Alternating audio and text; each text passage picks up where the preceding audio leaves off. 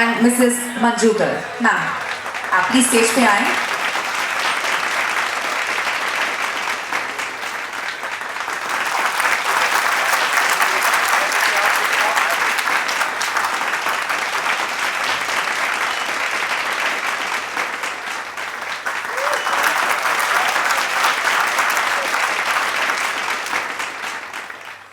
नमस्कार, प्रणाम, सत श्री अकाल, हेलो देहरादून के सभी निवासियों को मेरा सादर प्रणाम. God bless you all. खुश रहें, स्वस्थ रहें, मस्त रहें और हमेशा व्यस्त रहें. Thank you sir. अब सर शुरू करते हैं थोड़ी बातचीत के साथ. Thank you very much Rajesh ji, mister Rajesh Sharma, Kapoor साहब. Dehradun 9th international film festival में मुझे आने का अवसर प्रदान किया गया. मुझे बहुत अच्छा लगा, बहुत खुशी हुई. मेरी पुरानी यादें ताज़ा हो गई जब मैं 1985 में पहली बार देहरादून आया था एक प्ले के सिलसिले में. उसके बाद मसूरी 3-4 बार शूटिंग के लिए आया, वाया देहरादून ही जाता था. सब वो यादें ताज़ा हो गई. इतने प्यारे प्यारे लोगों के साथ मिलने का अवसर मिला. आप सबका आशीर्वाद लेने आया हूँ, आप सबका प्यार लेने आया हूँ. God bless you all. Thank you, sir. So, sir, being an actor and working in this industry from a very long time, कोई एक ऐसा मैसेज आप आज यहाँ पे तुला स्टूडेंट्स को देना चाहते हैं जो लोग अपना करियर एक्टिंग में परस्यू करना चाहते हैं? कोई ऐसी एडवाइस या ऐसा कोई मैसेज? सबसे पहले तो एडवाइस देने वाला मैं होता कौन? मैं आप ही की तरह हूँ, आप ही के बीच में से हूँ. हाँ, इतना ज़रूर मैं कर सकता हूँ कि अपने एक्सपीरियंस जो है आपके साथ शेयर कर सकता हूँ, क्योंकि हम एक दूसरे के एक्सपीरियंस से ही सीखते हैं. वही आज मैं आपके सामने आया हूँ शेयर करने के लिए. मैं एक चीज़ हमेशा मानता हूँ, मानता रहूँगा. अपने बेटे को भी यही कहता हूँ, do good and be good.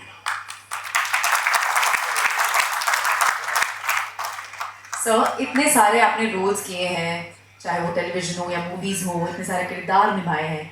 कोई ऐसा रोल जिससे आप काफ़ी पर्सनली और इमोशनली कनेक्ट करते हैं? ऐसे बहुत से रोल हैं. बहुत मुझे आज इस फिल्म इंडस्ट्री में आप सब लोगों के आशीर्वाद से, ऊपर वाले की कृपा से काम करते करते 38 साल हो गए हैं. और इस यात्रा में मैंने बहुत किरदार निभाए हैं और कुछ किरदार जो हैं वो यादगार बन गए हैं, जो लोगों के दिलों में बस गए हैं. क्योंकि यादगार किरदार ऑडियंस ही बनाती है. जितना किरदार के साथ जुड़ जाती है, प्यार मिलता है, वो किरदार यादगार हो जाता है. ऐसे कुछ किरदार हैं जो हमेशा याद आते रहते हैं, जिनके साथ मैं भी जुड़ गया. बहुत पुरानी बातें हैं. सांझा चूल्हा में उस किरदार के साथ काफ़ी जुड़ाव रहा. फिर गुलगुलशन गुलफाम के किरदार के साथ काफ़ी जुड़ाव रहा. फिर श्याम बेनेगल साहब के साथ भारत की खोज में मैंने 11 अलग अलग किरदार निभाए थे. उसमें से कुछ किरदार थे जो हमेशा याद रहेंगे, उनके साथ मैं जुड़ गया. अश्वत्थामा किया था मैंने, वो याद रहेगा. लोरिक किया था, मंगल पांडे किया था. फिर उसके बाद कुछ फिल्में मेरी जिनको मैं हमेशा याद करता रहूँगा, ये लोग भी याद करते हैं. फिर स्वाभिमान शो आया था, उसको लोग याद करते हैं. फिर तारा आया था, उम्मीद, पता नहीं ना जाने कितने शो आते रहे जिसमें कुछ यादगार होते गए. और लेटेस्ट जो यादगार जो है, मुझे लगता है कि जब तक मेरी शायद सांस रहेगी मेरे जीते जी, वो उसको मैं देखता रहूँगा कि लोग उसको याद करते रहेंगे. वो किरदार था तथाचार्य का और तेनालीराम अशोक.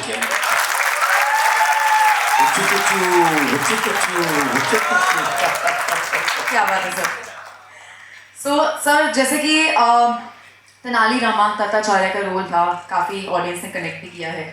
तो ये मेरा सवाल है कि टीवी सीरियल्स जो है वो काफ़ी लॉन्ग टर्म तक चलते हैं, और जब बात की जाए किसी फिल्म की यानी किसी मूवी की, वो यूजुअली 2 घंटे या 2.5 घंटे की मूवी होती है. तो आपको क्या लगता है कि जो ऑडियंस है वो सबसे ज़्यादा किससे कनेक्ट करती है?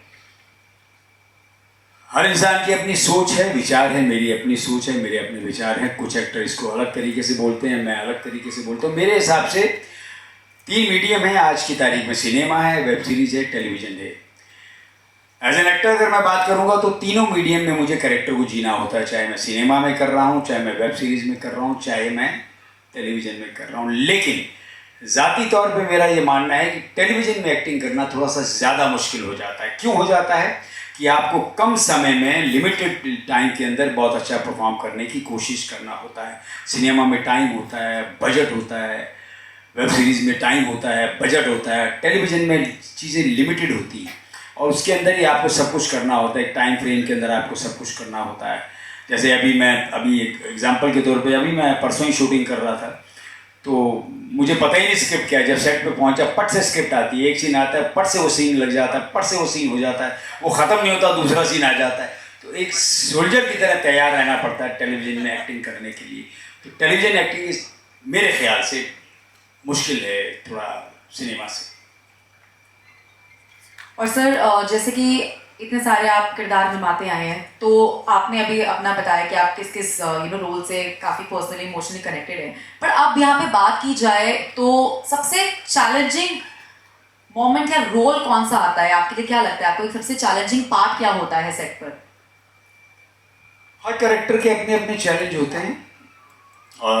जैसे मैंने एक फिल्म की थी वर्चस्व, उसका उदाहरण के तौर पर बता रहा हूँ।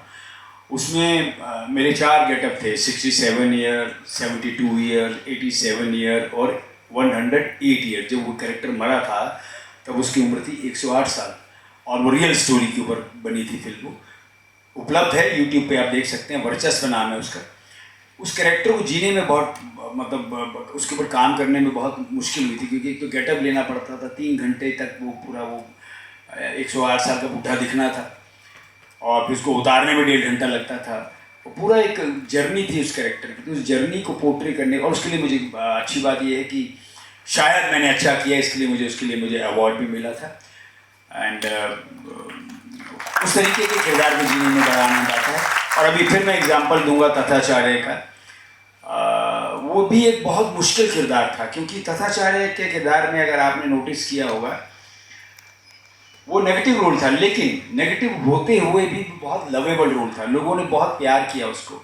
विलन से तो नफरत करते हैं ना लोग, लेकिन तथाचार्य को बहुत प्यार मिला, बच्चों का, बुजुर्गों का, सबका। कारण ये था कि हमारे नाट्य शास्त्र में 9 रस होते हैं, तो इस कैरेक्टर में 9 के 9 रस थे। ये हंसता था, हंसाता था, रोता था, रुलाता था, कभी लड़की बन जाता था, कभी कुछ बन जाता था। 35 तो मैंने गेटअप लिया उसके अंदर, उस किरदार को करते करते। तो ये सब डिफिकल्ट चीज़ें होती हैं जब आप 35 अलग अलग गेटअप ले रहे हैं, तो उसमें आपकी बट नेचुरल थोड़ी बॉडी लैंग्वेज बदल जाएगी, आपका बातचीत करने का तरीका बदल जाएगा। तो सब ये मुश्किल होता है, लेकिन आनंददायक होता है। तो मुझे बहुत आनंद आता था इसको करने में। तो सर अब जब बात की जाए आपकी थ्रू आउट जर्नी की, तो ये जर्नी आपने कैसे शुरू करी और what inspired you to be an actor? मतलब आपके मन में क्या ऐसा है कि आपने यही फील्ड चूज करी? Because acting is something which is not everybody's cup of tea. सबसे पहली बात, मैं 2 बातें बोलना चाहूँगा। एक्टिंग बहुत आसान काम है और एक्टिंग बहुत मुश्किल काम है। आप कैसे लेते हैं इसको? मेरे ख्याल से acting is the toughest job. बहुत मुश्किल काम है। किसी किरदार को जीना बहुत मुश्किल काम है। अपने आप को बार बार मार करके नए किरदार को जीना पड़ता है। ये यात्रा शुरू हुई थी बहुत साल पहले, जब मैं शायद पैदा हुआ था। ये और बेसिकली ये जो टैलेंट होता है गॉड गिफ्टेड होता है, ऊपर से आता है टैलेंट से। फिर आपको धीरे धीरे रियलाइज़ हो जाता है कि yes I can do it. तो इसको मुझे रियलाइज़ करते करते काफ़ी साल लग गए थे। कॉलेज में जब मैं था तो मुझे लगा कि यस मुझे करना चाहिए। वो झिझकता था, डरता था, घबराता था, लेकिन फिर मैंने पहली बार हिम्मत की और मैंने वो किया। और मैंने पहली बार ही जब मैंने परफॉर्म किया यूथ फेस्टिवल में, मुझे पहली बार ही बेस्ट एक्टर का अवार्ड मिल गया। तो वहाँ से मुझे वो चीज़ें अंदर जीवंत हो गई। और उसके बाद मैं एमेच्योर थिएटर करता रहा। फिर मुझे लगा कि नहीं, तब तक मैं 2 कश्तियों में मेरा पाँव था। मैं क्रिकेट खेलता था और एमेच्योर थिएटर करता था। तो मैंने डिसाइड किया 1982 में कि नहीं, अब मुझे एक ही कश्ती में सवार होना है। तो मैंने department of Indian theatre Chandigarh में ड्रामा में डिप्लोमा किया। उसके बाद मैंने department of Indian theatre Chandigarh से ही MA किया ड्रामा में। और सौभाग्यवश मैं डिपार्टमेंट ऑफ इंडियन थिएटर का पहला गोल्ड मेडलिस्ट हूँ। तो वहाँ से यात्रा शुरू हुई और बस फिर तो तय था कि अब करना इसी क्षेत्र में जाना है। और करते करते रास्ते बनते चले गए, कुछ काम मिलते चले गए। चंडीगढ़ में रहते रहते ही मुझे मेरी पहली 2 फिल्में मिल गई थी। राइटर डायरेक्टर प्रोड्यूसर सागर सरदी साहब थे। बाइलिंगुअल फिल्म थी, हिंदी में उसका नाम अगला मौसम था, पंजाबी में बगदे पानी था। फिल्में बन गई पंजाब में, लेकिन वो पता नहीं क्यों, क्या कारण था, वो फिल्म आज तक रिलीज़ नहीं हो पाई। लेकिन मैं बॉम्बे पहुंच गया और यात्रा शुरू हो गई। और यात्रा चलते चलते चलते चलते देहरादून में यहाँ तक पहुंची। सर, आने वाले जो आपके प्रोजेक्ट्स हैं उसके बारे में आप कुछ शेयर करना चाहेंगे? आने वाली बहुत सी चीज़ें हैं, कुछ फिल्में हैं, बड़ी इंटरेस्टिंग फिल्में। अभी देहरादून में एक शूटिंग चल रही है, परेश रावल साहब शूटिंग, उस फिल्म में मैं भी शूटिंग करने आ जाऊँगा। कुछ दिन के बाद वापस आ जाऊँगा। कुछ वेब सीरीज़ हैं, कुछ फिल्में हैं।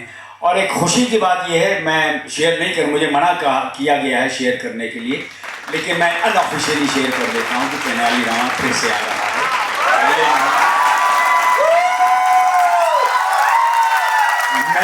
जैसी एक्साइटमेंट आपको, वैसी एक्साइटमेंट मुझे भी है। Thank you very much. अगले महीने हम लोग उसकी शूटिंग शुरू करेंगे। नवंबर में आप लोगों को फिर से तेनालीरामा देखने को मिलेगा। तो उसके चलते मैंने काफ़ी चीज़ें छोड़ दी हैं, क्योंकि मैं चाहता हूं कि वो फिर से आए। मैं उस कैरेक्टर को फिर से जीना चाहता था। सर, इसी एक्साइटमेंट के लिए एक तो डायलॉग बनता है, व्हाट से?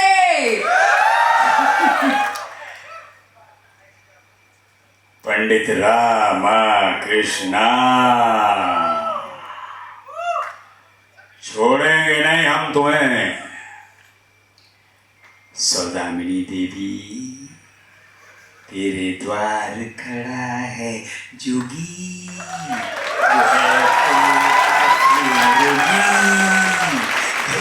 मिलन की आई, तू अब तक ना आई, तो आजा आजा आजा।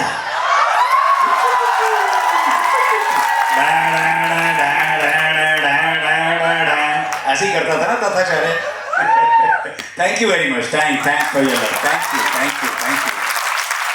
Thank you sir. सर, आप जो भी करते हैं बिल्कुल नेचुरल आता है, I must say. And what a privilege it is that I am sitting next to you. मुझे कुछ नहीं आता है, वो करवाता है ऊपर। क्या बात है, बस जोरदार तालियां हो जाए मिस्टर पंकज भाई। तो सर, जाने से पहले अब क्विक रैपिड फायर शुरू करेंगे आपके साथ। हो जाए ready? Let's do this. T और कॉफी? बोथ। माउंटेन्स और बीचेस? बोथ। सर, अब नेक्स्ट क्वेश्चन में एक थोड़ा सा ट्विस्ट है कि उसमें बोथ नहीं बोलना है। I prefer tea. T, okay. Books और मूवीज? Movies. जिम और योगा? थोड़ा वो। एक्शन और रोमांस मूवीज?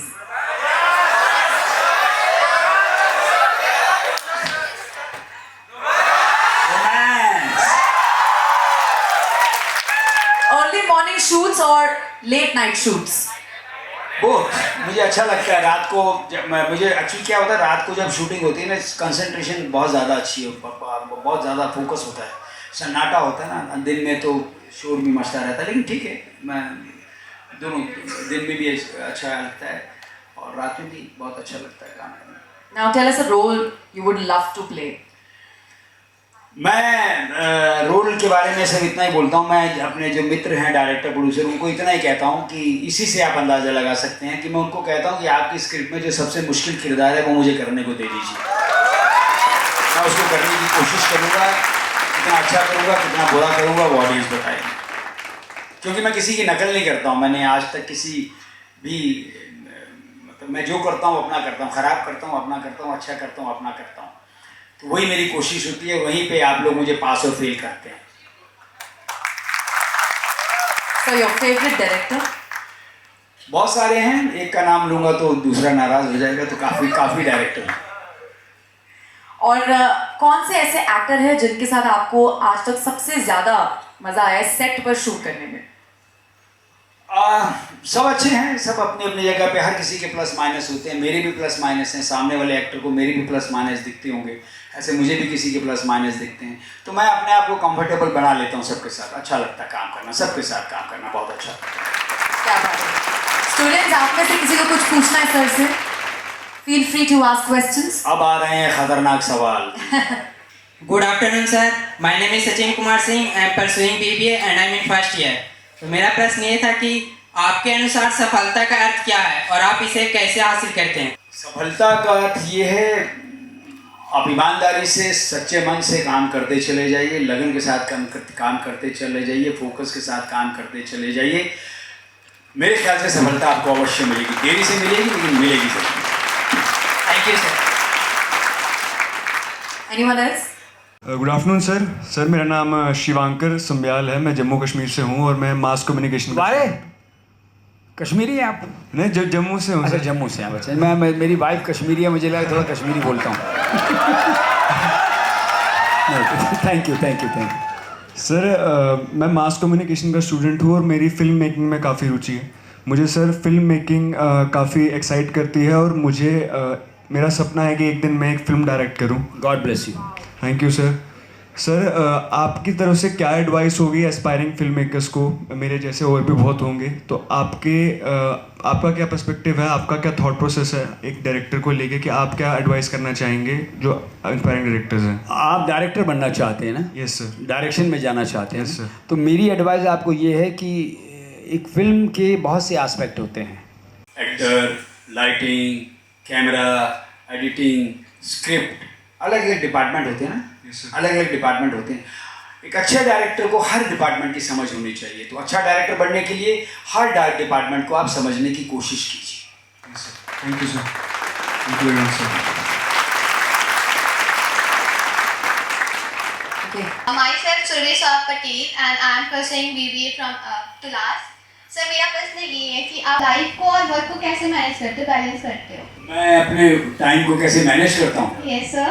जैसा मैंने कहा कि सबसे अच्छा मुझे लगता है काम करना। मैं काम करते रहना चाहता हूँ, मुझे खाली बैठना अच्छा नहीं लगता है। जब मैं खाली बैठता हूँ मुझे लगता है मैं बहुत सुस्त हो गया हूँ, बीमार हो गया हूँ।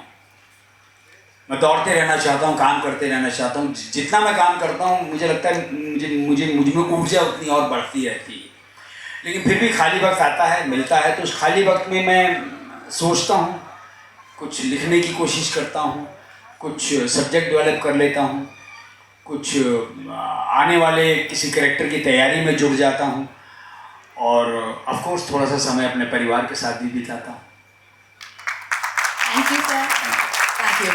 Thank you so much sir. आपका बहुत बहुत धन्यवाद, आपने हमें आज ज्वाइन किया है। Thank और you एक very लास्ट मैं आपसे कहना चाहूँगी कि सर एक कुछ ऐसा मैसेज आज सबके लिए जो दिल से दिल तक लग जाए। दिल से मैसेज मेरा यही है कि मैं हमेशा एक चीज़ ये कहता आया हूँ कि मुझसे लोग पूछते हैं कि मुझे ये काम करना है, मुझे करना चाहिए कि नहीं करना चाहिए, मुझे एक्टर बनना है या किसी फील्ड में। मैं इसको जनरलाइज कर देता हूँ कि किसी भी फील्ड में जाने के लिए आप अपने आप को खुद नाप तोल सकते हैं। आप ये एनालाइज कीजिए कि जो काम आप करना चाहते हैं उसको करने के लायक आप हैं कि नहीं। सबसे अच्छा जवाब आपको खुद से ही मिल जाएगा। एनालाइज कीजिए और उस चीज़ को रियलाइज कीजिए कि यस कर सकते हैं। अगर आपको ये रियलाइज हो जाए कि आप कर सकते हैं तो फिर फाइनलाइज कीजिए और आगे बढ़िए।